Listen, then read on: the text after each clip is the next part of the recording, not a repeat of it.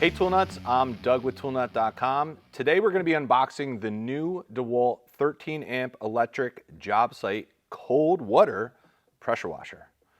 That's a lot to say there. Super compact unit, nice and small, lightweight. That's what she said. This is 23.5 pounds on it.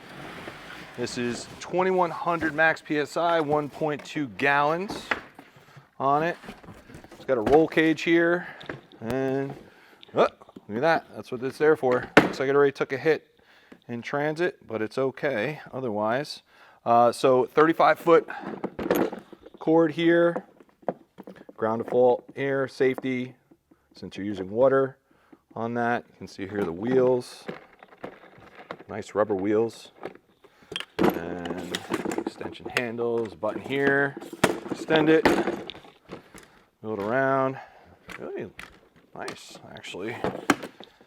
Let's see, so 25-foot pressure washer hose. Looks like you have your soap storage there. Looks like your on-off switch is here. That's where your garden hose connection is.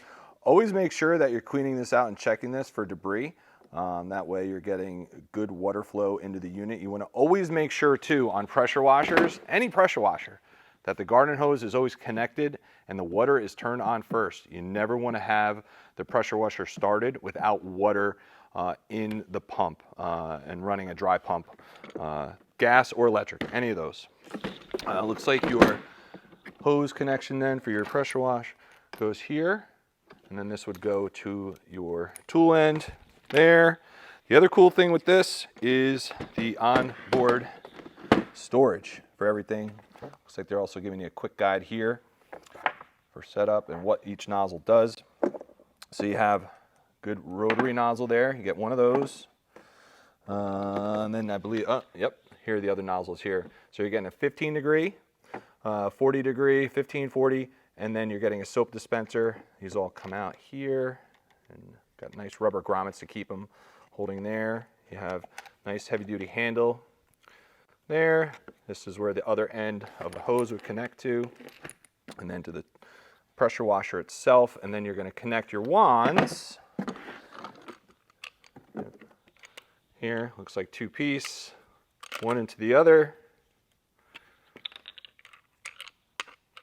Like that, connect it there.